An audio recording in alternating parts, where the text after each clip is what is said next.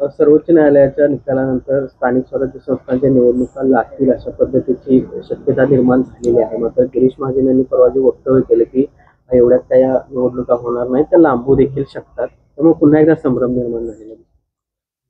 मला असं वाटतं की मी सभापती झाल्याच्या नंतर दुसऱ्यांदा कोल्हापूरला आलो. मी पहिल्यांदा कोल्हापूरला आलो त्यावेळेस चर्चा झाली की महालक्ष्मीच्या तीर्थक्षेत्र विकास आराखड्याच्या संदर्भामध्ये कधी निर्णय होणार. आणि 6 मे रोजी श्री क्षेत्र चोंडी, तालुका जामखेड, जिल्हा अहिल्यानगर, पुण्यश्लोक अहिल्यादेवी होळकर यांच्या जन्मगावी 300व्या जयंतीच्या निमित्तानं मंत्री परिषदेची बैठक झाली. आणि त्या बैठकीमध्ये कोल्हापूरमधील 2 देवस्थान तीर्थक्षेत्र विकास आराखड्याचा सहभाग झाला. महालक्ष्मीचा तीर्थक्षेत्र विकास आराखडा 1445 कोटी रुपयाला त्या मंत्री परिषदेमध्ये मान्यता दिली आणि ज्योतिबा तीर्थस्थळासाठी देखील 246 कोटीला मान्यता देण्यात आलेली आहे. अतिशय महत्वाचा आणि श्रद्धेचा विषय मंत्री परिषदेने चोंडी या ठिकाणी मान्यता दिलेली आहे. त्यामुळे निश्चितच मला पहिल्यांदा आलो त्यावेळेस मंजुरीच्या प्रतीक्षेत असलेला आराखडा मी दुसऱ्यांदा ज्यावेळेस कोल्हापूरमध्ये येतो आहे त्यावेळेस तो माझ्याच गावी मंत्री परिषदेमुळे मध्ये या विकास आराखड्याला मान्यता मिळाली, हे अतिशय महत्वाचं आहे. आपण जे सांगतात की निवडणुकीच्या संदर्भामध्ये अनेक दिवसापासून प्रलंबित असलेल्या स्थानिक स्वराज्य संस्थेच्या निवडणुका या महाराष्ट्रामध्ये व्हायला पाहिजेत अशा स्वरूपाची मागणी होती. परंतु पिटिशन सर्वोच्च न्यायालयामध्ये प्रलंबित होतं आणि सर्वोच्च न्यायालयाने जाहीर केलं की तातडीने लवकरात लवकर या निवडणुका पार पडल्या पाहिजेत. परंतु निश्चित स्वरूपामध्ये महामहिम सर्वोच्च न्यायालयाच्या आदेशाचं पालन हे राज्य सरकारला आणि निवडणूक आयोगाला हे करावंच लागतं. परंतु प्राप्त परिस्थितीमध्ये पावसाळ्याचे दिवस आहेत आणि पावसाळ्याच्या दिवसाचं जी काय आहे ते पडताळणी करावी लागेल. शेवटी मतदान हे सौहार्दामध्ये आणि निरपक्षपातीपणे झालं पाहिजे. मतदारांना सहभाग नोंदवता आला पाहिजे आणि निवडणूक ही चांगल्या पद्धतीने झालं पाहिजे. त्या संदर्भामध्ये प्रशासन, शासन आणि माननीय सर्वोच्च न्यायालयाचा निकाल याचा मध्यम मुद्दा साधत या संदर्भामध्ये निर्णय होऊ शकतो. त्यामुळं माननीय महामहिम सर्वोच्च न्यायालयाचा आदेश हा मानावाच लागतो आणि मानलाच पाहिजे. आणि म्हणून त्यासाठी काही पावसाळ्याचा काही व्यत्यय येतोय का हे पडताळणी करणं योग्य होणार आहे. उदय सामंत आणि राज ठाकरे यांची भेट देखील झालेली आहे. दोघांच्या युतीची चर्चा आता सुरू झाली. गेल्या काही दिवसापासून या संदर्भात बोलणी सुरू आहे. मला वाटतं राज्यामध्ये बऱ्याच बोलण्या चालू आहेत, त्याच्यापैकी ही एक बोलणी चालू आहे. त्यामुळे शेवटी सरकार चांगल्या पद्धतीनं काम करत असल्याच्या नंतर राहिलेल्या लोकांनी जे काम करायचं असतं ते काम सुरू आहे. त्यामुळं कोण कोणाबरोबर जाणार आणि कोण कोणाबरोबर युती करणार हे मी सभापती असल्यामुळे त्याच्यावरती काही जास्त बोलणं उचित होणार नाही. परंतु सरकारच्या पक्षात असलेली लोक फवल्या वेळामध्ये विरंगुळा म्हणून असं कार्यक्रम सुरू आहे. त्यामुळे कोण कोणाबरोबर जाणार आणि कोण कोणाबरोबर नाही जाणार हे येणाऱ्या कालखंडामध्ये आणि परिस्थितीनुसारच आपल्याला समजेल. साहेब, राज ठाकरे हे उद्धव ठाकरेंपासून लांब राहावेत यासाठी युतीचे विशेष प्रयत्न सुरू आहेत अशी एक चर्चा सुरू आहे. कोणी लांब राहणे आणि कोणी जवळ राहणे हे दुसऱ्याच्या ऐकण्यावर, म्हणण्यावर, बोलण्यावर, सुचवण्यावर होत नसतं. एकमेकांच्या गरजेअंती हे मित्र बनत असतात आणि एकमेकांच्या ज्यावेळेस गरजा पूर्ण होत नाहीत त्यावेळेस ते एकमेकाचे शत्रू बनत असतात. हा निसर्गाचा नियम आहे. त्यामुळे आता गरजेनुसार काय होईल ते आपण आता पाहूया. साहेब, अहिल्याबाई होळकर यांची काही प्रयत्न सुरू असल्याची राज्यभर चर्चा आहे. शरद पवार, अजित पवार एकत्र यावे, एक राष्ट्रवादी व्हावीत असं तुम्हाला वाटतं?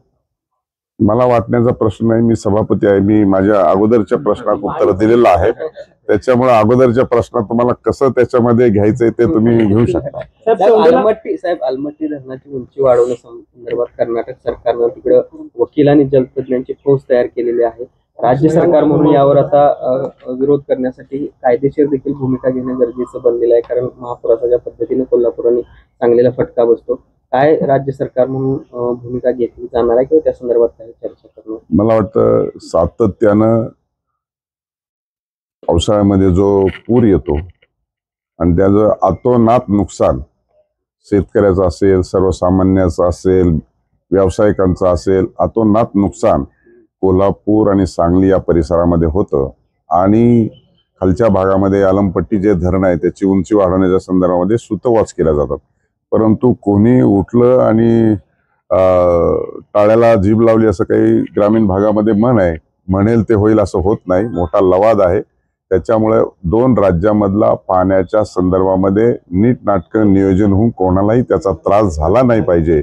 या संदर्भामध्ये आपल्या राज्यामध्ये फक्त नुकसानच सहन करायची वेळ असेल तर राज्य सरकार निश्चित स्वरूपामध्ये याच्यात ठोस भूमिका घेईल आणि केंद्राकडे या संदर्भामध्ये निर्णय घ्यावा लागेल. शेवटी खालच्यांनी फक्त पाणी वापरायचं आणि वरच्या लोकांना फक्त त्रास सहन करायचा असंही होता कामा नये. आणि म्हणून याच्यामध्ये दोन्ही राज्याला सर्वसमावेशक निर्णय व्हावा या संदर्भामध्ये राज्य सरकार निश्चित स्वरूपामध्ये त्यासाठी प्रयत्न करेल. सर, चौंडीला मंत्रिपदाची बैठक झाली.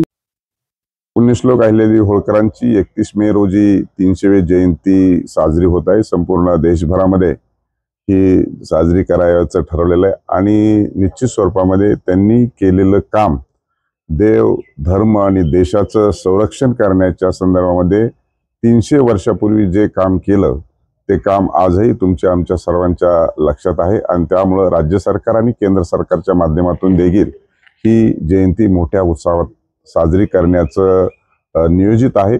निश्चितच त्याच पार्श्वभूमीवरती राज्याच्या मंत्रिमंडळाने त्यांच्या जन्मगावी येऊन त्यांना अभिवादन करण्यासाठी मंत्रिपरिषदेचं नियोजन केलं आणि त्याच्यामध्ये मोठा विकास आराखडा देखील जन्मस्थळाचा 681 कोटी रुपयाचा मंजुरी दिली आणि त्यामुळं अतिशय चांगल्या पद्धतीचं नियोजन सुरू आहे. मी देखील या देशाचे माननीय पंतप्रधान नरेंद्रजी मोदी यांना भेटून 8 जानेवारी 2025 रोजी निवेदन दिलं होतं की या जयंतीला आपण उपस्थित राहावं.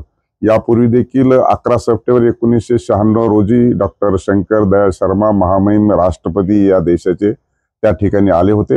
मी माननीय पंतप्रधान महोदयांना या संदर्भामध्ये निवेदन दिलंय की जयंतीला उपस्थित राहावं. PMO ऑफिसने देखील जिल्हाधिकारी अहिल्यानगर यांना विचारणा केली आहे आणि त्याची माहिती सर्व मागवलेली आहे. निश्चित स्वरूपामध्ये माननीय देशाचे पंतप्रधान नरेंद्रजी मोदी यांनी चोंडी या ठिकाणी जयंतीला उपस्थित राहावं ही सर्व अहिल्या भक्तांची मागणी मला वाटतं निश्चित स्वरूपामध्ये माननीय पंतप्रधान महोदय ती मान्य करतील असा आशावाद व्यक्त करतोय. महायुतीचे घटक म्हणून हा प्रश्न आता या निमित्तानं चर्चेला येत आहेत. ते सुटतायत, अधिकचे सुटतात. चोंडी विकास आराखड्याला कधीही कोणी म्हणलं नव्हते की 700 कोटी रुपये द्यावेत. 700 कोटी रुपयाचा निधी दिलेला आहे. त्यामुळे आरक्षणाचा प्रश्न निश्चितच आहे. तो सोडवण्याच्या दृष्टिकोनातून सुद्धा त्याच दृष्टिकोनातून पावलं उचलली जात आहेत. आपल्याला सगळ्यांना माहित आहे की केंद्र सरकारने OBCची जनगणना करण्याचं ठरवलेलं आहे. त्याचंच एक पाऊल हे समजण्याला हरकत नाही आणि म्हणून तो आरक्षणाचा प्रश्न सुद्धा हा चव्हाट्यावरच आहे. त्यामुळे त्या सोडवण्याच्या दृष्टिकोनातून सुद्धा भविष्यात प्रयत्न करणार. शिवाजी विद्यापीठाचं